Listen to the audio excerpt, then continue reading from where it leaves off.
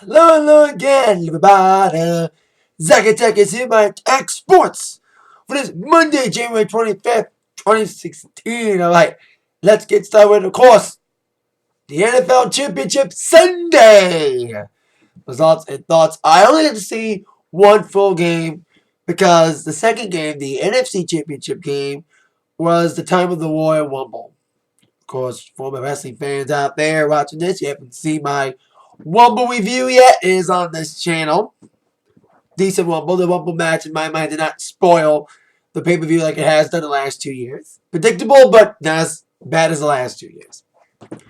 The game I did see was the AFC Championship game. Pats and Broncos, Part 2. Well, actually, 17. But it's the second time they faced off in the last couple years. Now, I was actually in Denver a couple years ago for championship weekend. My dad happened to be there for a convention. And it just so happened to be championship weekend. I didn't go to the game, but I went to a pep rally and got this t-shirt from a pep rally that took place a day before the game. So bought this shirt out to wear for the championship game yesterday. And kind of the same result of the first game. The only game I got wrong, I've been 9 out of 10 on predicting championship games. Playoff games. Of all 10 playoff games thus far, I'm 9 out of 10. There's only one I got wrong. Because I thought after the Broncos only scored field goals and no touchdowns in the fourth quarter, I was like, Pats are going to destroy them. Well, Pats ended up being the ones scoring field goals. Especially since Broncos scored more touchdowns. They scored 2 touchdowns to the same guy, Owen Daniels.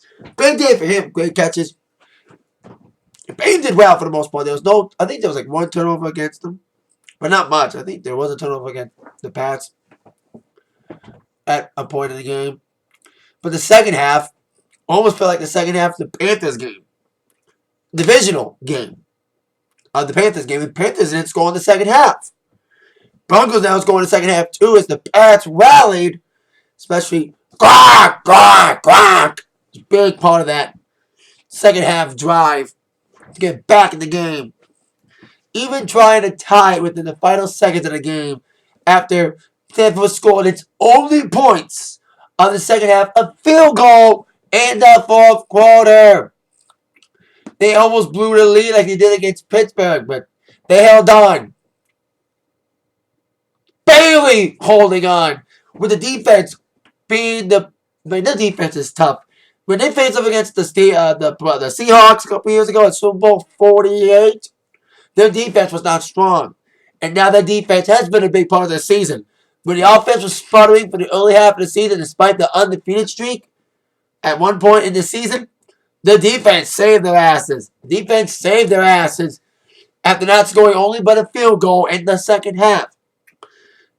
And like the last time these two faced off in Denver for the AFC Championship, same result like I mentioned, the Broncos are going on a Super Bowl 50 in what could be Peyton Manning's swan song.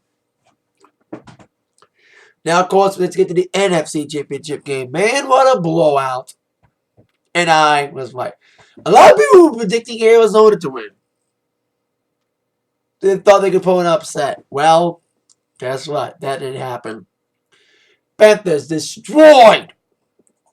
By the way, before we get more about the Panthers demolishing of Arizona, I need to mention that the Broncos and Pats for the AFC Championship game was the ratings. It was the highest rated AFC Championship game since 2011. 53 million. It peaked the last half hour of the game when the Pats were trying to come back. And no controversy this time. No deflate game because Pats lost. But back to the NFC Championship game. Man, what a shellacking. Arizona defeated Carolina. Defeated Arizona 49-15. Calls upon at a bad day. Interception City. 6 turnovers, including 1 on special teams. Despite a great season for Carolina, this is the first season in a couple years that the NFC team is not from the West. The last 3 years, NFC West has been the representative for the NFC. Seahawks, the last 2 years, of course, the 49ers in Super Bowl 47. But this time, it's the NFC South team. And I think if I am correct, and I need someone to clarify, I think I am correct. Carolina Panthers are the first NFC South team to be in the Super Bowl since the New Orleans Patriots. Of New Orleans Saints, I'm going to say. And ironically, when an NFC North team, an NFC South team, was in the Super Bowl, they played against Peyton Manning. And the Saints won that game. So, I'm predicting the same result. I love Peyton Manning. I love the Broncos. But you cannot score in the second half all but a field goal and think you're going to win it. That's I thought they would lose because they only scored all but field goals and only one touchdown in the game against the Steelers in the divisional game. So for Super Bowl 50, Panthers and Broncos, I was halfway. I predicted the Panthers would take Super Bowl 50. We have two number one seeds. That's awesome. Two number one seeds playing for the Super Bowl. I think the Panthers are going to win the game. Like I said, I love Peyton. I love the Broncos. But they have a great defense. I hope it's not a boring game. The last time Broncos in the Super Bowl, the game was boring. Against the Seahawks, the number one defense, number one offense again. Let's hope it's not a boring game. Like a blowout. Like the Seahawks game was. Hope it's not a blowout like the game against Arizona. So there you go. My prediction. Panthers will be Super Bowl champions. Love Peyton, but gotta go Carolina. Hopefully I'm 10 out of 11 when it comes to predicting all the playoff games. All 11 playoff games. Like I said, I'm 9 out of 10 right now. The only game I got wrong on prediction was the AFC game. So there you go. Now before we get to my Raw preview, very intriguing Raw after wrapping at Royal Rumble last night. Let's get on down to the UFC news. Super Bowl weekend is upon us in about a week. And Super Saturday is going to take place. UFC 196. But the main event has taken a major hit during the last few days, going all Topsy Turvy. We don't know what the main event is now. On Saturday, it was revealed that Cain Velasquez was forced to bow out of his scheduled heavyweight title rematch against Fabricio Werdum. It was replaced immediately by Stipe Miocic. I think I've said that in my UFC stuff on these Atak Sportz when I talk about UFC that Stipe Miocic deserves a title shot more than any other heavyweight because he puts on more exciting fights. More than anybody else ranked in the top 5. Because the top 5 heavyweights bore the fuck out of everybody besides Stipe. But within days of that announcement, Fabricio Werdum is now out of UFC 196 because of his own injuries. So now there is no one on what the main event is, whether Stipe will remain on the card or not, or if the Johnny Hendricks fight scheduled against Stephen Thompson is the new main event. Now it's up for Super Saturday. You know, day before Super Bowl, it's supposed to be a big pay-per-view, especially after a great UFC 195. But if this, like every other, and especially it's a week away, we're like 10 days away from this, 11 days away. And the main event changed within days, First one guy's out, then the other guy's out. That's UFC for you. Injury plague palooza.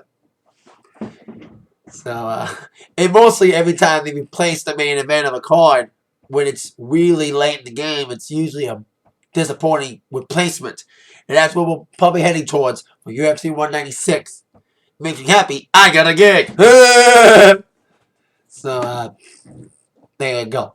The main event UFC 196 Topsy Turvy with Cain Velasquez out, then Werdum out. No one else Miocic. Now, on with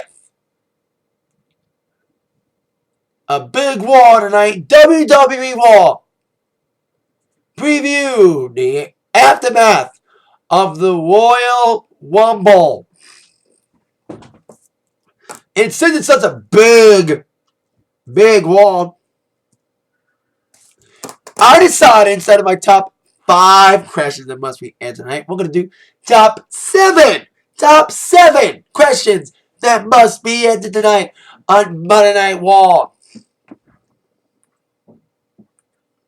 Question number 7. We'll go down with Kalisto. Now, Kalisto reclaimed, and it gave a hot potato. He reclaimed the U.S. Championship last night despite some botches in the match against Alberto Del Rio. Hopefully, they have him hold on to the title longer than a day. Because of course, he won it on Raw, then lost it on SmackDown. I said a little blip on my Royal Rumble review saying that WWE, we want to believe in new stars, but you gotta believe in them first. To believe, to give them a shot. And don't push them, then demote them. Like what you did to Zack Ryder and Dolph Ziggler. You almost did the same to Kalisto. Oh, here's the belt, Kalisto. Oh, we're going to get back to Del Rio tomorrow. Come on. Hope they don't do that again. Hopefully Kalisto is given an opportunity to rebound for some wonky booking and really break through as U.S. champion. Really make it a little bit more relevant. So hope for the best for him.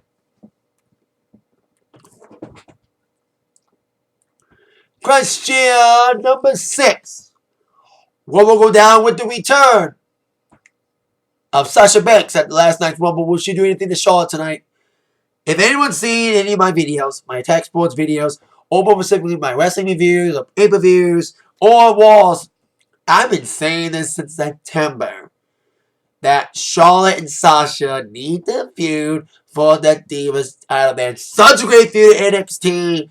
I was like, when they went on the main roster, and when Charlotte won the Divas title, I was like, the perfect way to get this women's wrestling Divas Revolution, whatever you want to call it, this movement, to really hit the freaking mark is to make Charlotte and Sasha feud for the Divas title and get it right. Do it right.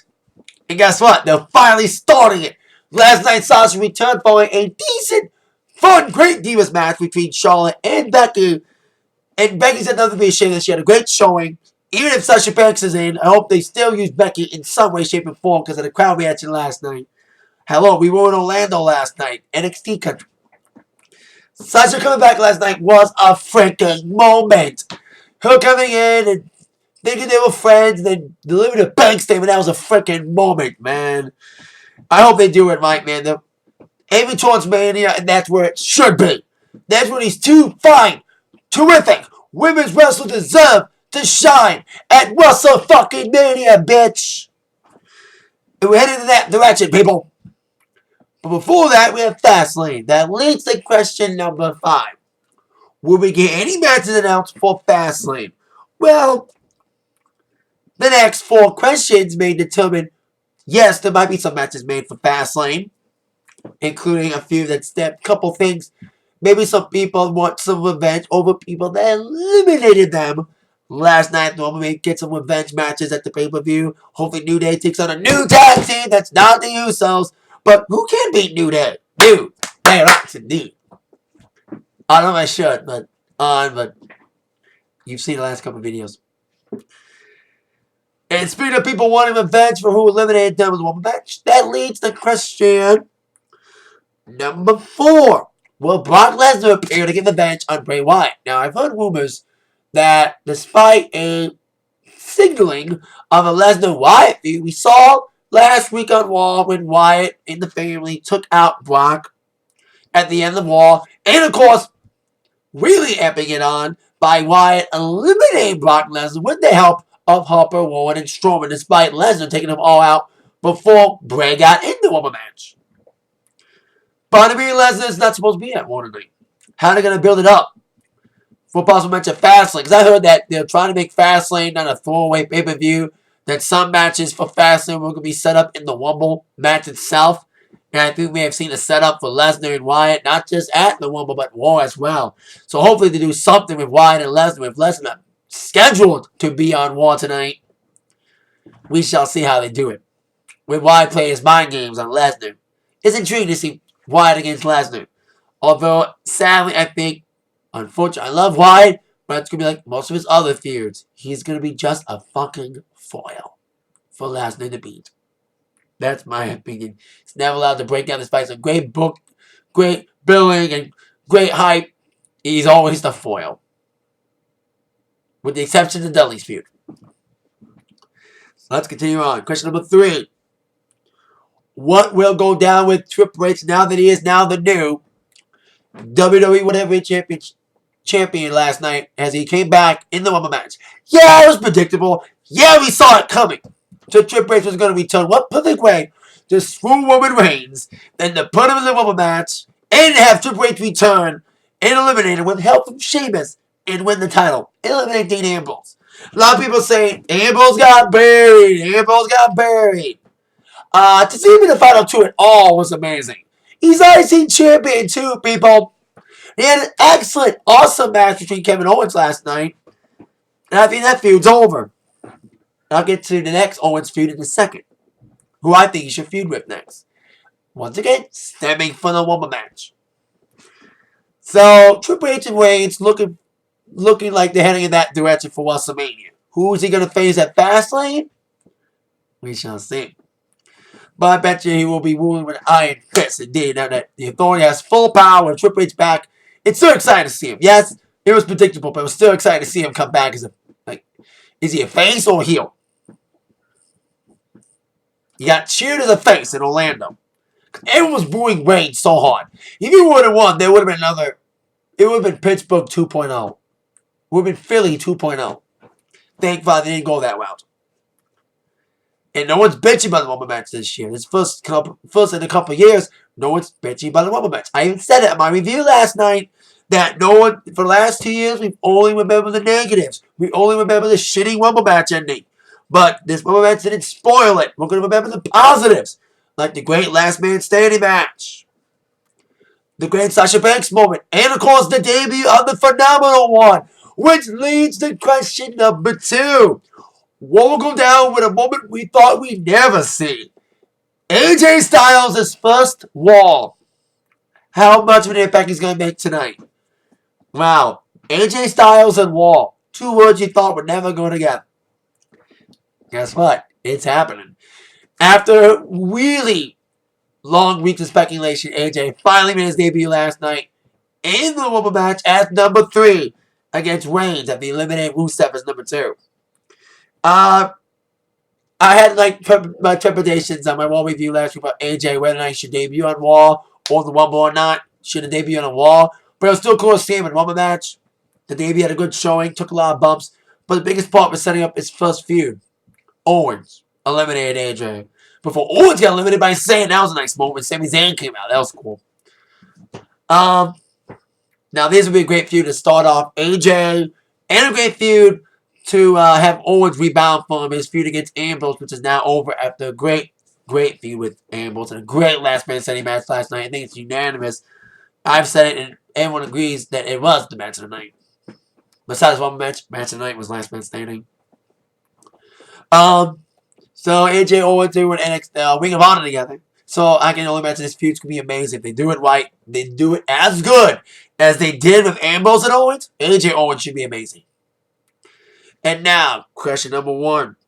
Who is set to return tonight? There's a little Twitter thing that's saying that a major name is set to return tonight on Monday Night Raw. Randy Orton?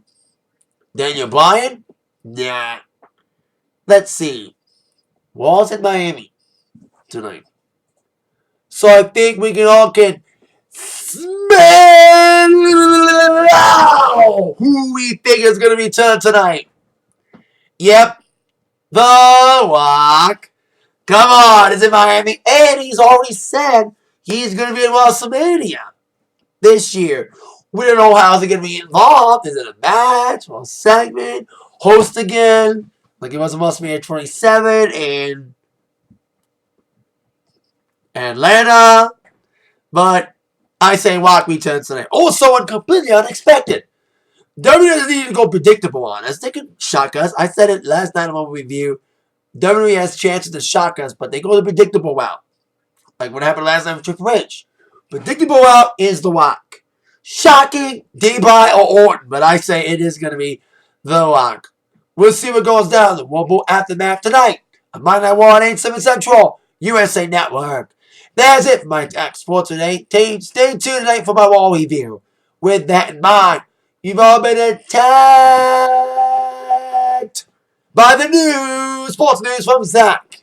See ya. Yeah.